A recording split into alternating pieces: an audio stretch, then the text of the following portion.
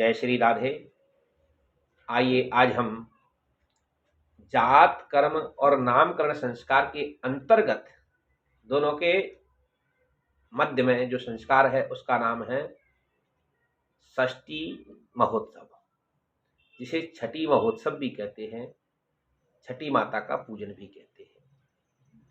तो इसको क्यों करना चाहिए और क्या है छठी माता, आइए तो पहले इसकी हम जानकारी लेते हैं। यह ब्रह्मा की मानसी पुत्री है जिनका नाम है देवसेना, और देवसेना स्कंद की पत्नी है, यानी गौरी शंकर भगवान के जो पुत्र है स्कंद, उनकी पत्नी है स्कंद की पत्नी है देवसेना। गौरी शंकर भगवान के पुत्र स्कंद, जिन्हें हम षडानन भी कहते हैं। तो 6 मुख वाले की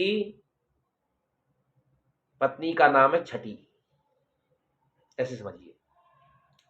तो छठी माता कौन है? ये बालकों की अधिष्ठात्री देवी है। जब बालक सूत का गृह में होता है, यानी 10 दिन पर्यंत ये छठी माता उनको बालक को खिलाती है, उसकी रक्षा करती है। उस समय प्रत्येक मनुष्य का कर्तव्य बनता है कि जो हमारी रक्षा में तत्पर रहे उसका हमको सम्मान भी करना चाहिए। इसलिए हमको छठवें दिन उसे माँ का पूजन करना चाहिए। इसलिए छठवें दिन छठी माता का पूजन करते हैं, क्योंकि 4 दिन 5 दिन तो यह निकल गए सूतक में इधर, और 5 दिन बाद 11वें दिन जाके नामकरण संस्कार होगा। तो छठवें दिन जाकर के मध्य में यह संस्कार किया जाता है। षष्ठी देवी एक पट्टे पर या दीवार पर गोबर से उनकी आकृति बना करके दाएं बाएं स्कंद और प्रद्युम्न की पूजा की जाती है इसमें, और कृतिका की भी पूजा करते हैं, और उससे उनसे प्रार्थना करते हैं, हे मां आप हमारे बालक की रक्षा करें। उस समय कृतिका से प्रार्थना करते हैं, हे देवी कृतिका, आप तो जगन मातर हैं, जगन मातर जगत धात्री जगदानंद कारिणी, नमस्ते देवी कल्याणे प्रसीद मम कृतके। और कार्तिकेय से भी प्रार्थना करते हैं, कार्तिकेय महाबाहो गौरी हृदय नंदना कुमारम रक्ष में भीते कार्तिकेय नमोस्तुते। हे कार्तिकेय, हमारे इस कुमार की, हमारे बालक की रक्षा करें।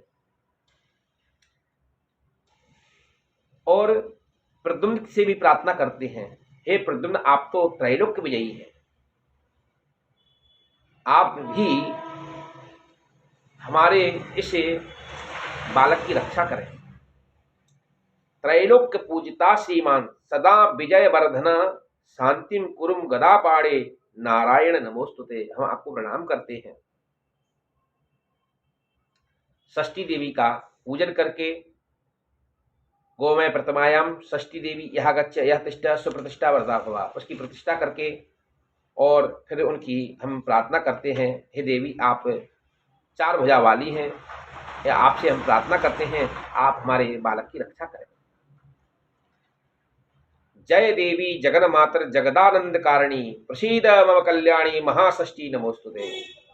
देवानां च ऋषीणां च मनुष्याणां च वत्सले अमुम मम सुतम रक्ष षष्ठी देवी नमोस्तुते।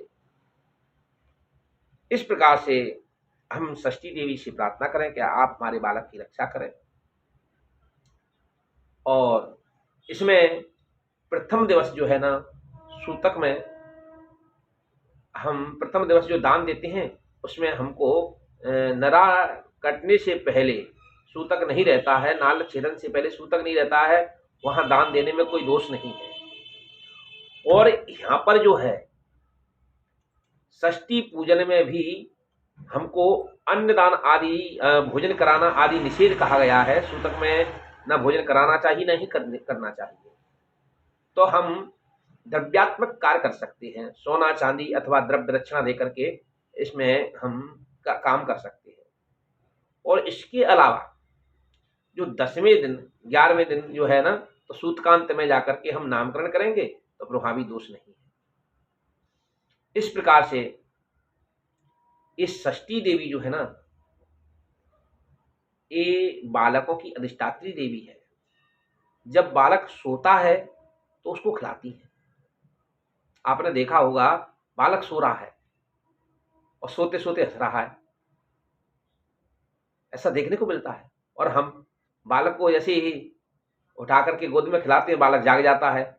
अब खेलते हुए क्यों हम अगर रोके ना तो रोने लगता है, इसलिए जागने पर रोता है और सोने पर हंसता है। ये विचित्र बात देखने को मिलती है।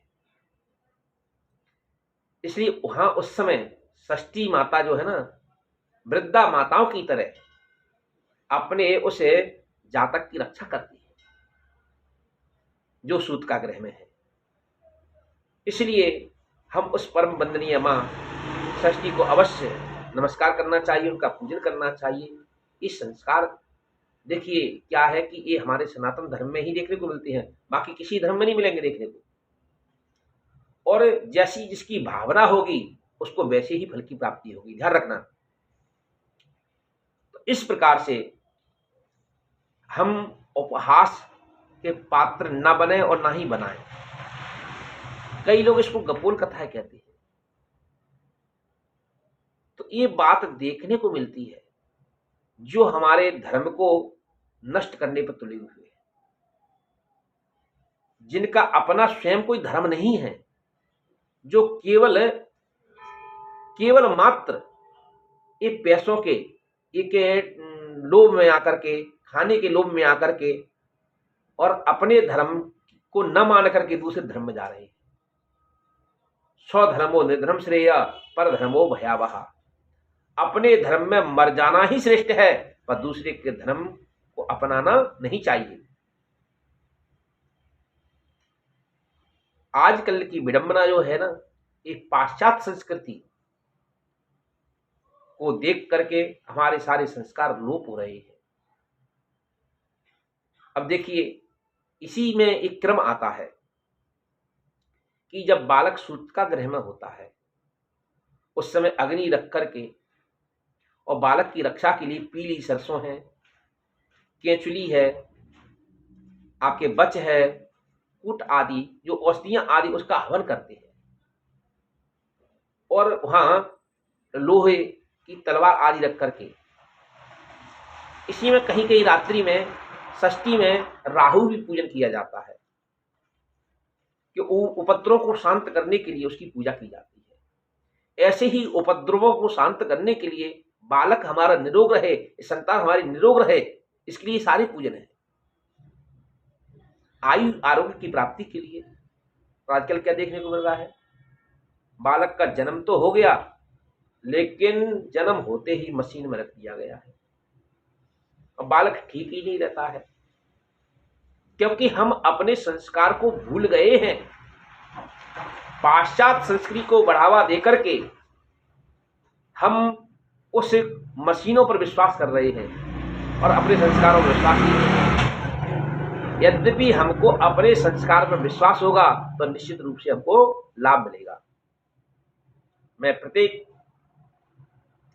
भाइयों से, बहनों से प्रार्थना करूंगा कि हमको संस्कार अवश्य करना चाहिए और संस्कार हमको लाभ ही देगा, हानि नहीं पहुंचाएगा।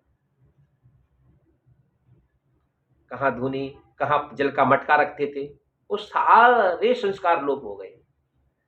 वह जितनी भी अरिष्ट है ना, वह मटका में आकर के, ऐसा ऐसा हमारे ग्रंथों में लिखा हुआ है कि जल पात्र शयन कक्ष में और अपने सिरहाने रखना चाहिए, कोई धार वाला हथियार दरवाजे पर रखना चाहिए, कोई धुनी हमको अग्नि जला करके और उसमें वो आहुति डाल देना, पीली सरसों बच है, आप केचुली आदि उसमें डालना चाहिए।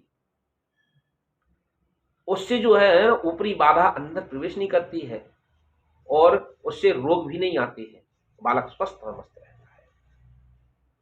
इस प्रकार से ज्ञान की चर्चा से जुड़े रहें और ज़्यादा से ज़्यादा लाइक करें, शेयर करें, कमेंट करें, उत्साहवर्धन करते रहें। जय जय श्री राधे, जय जय श्री राधे।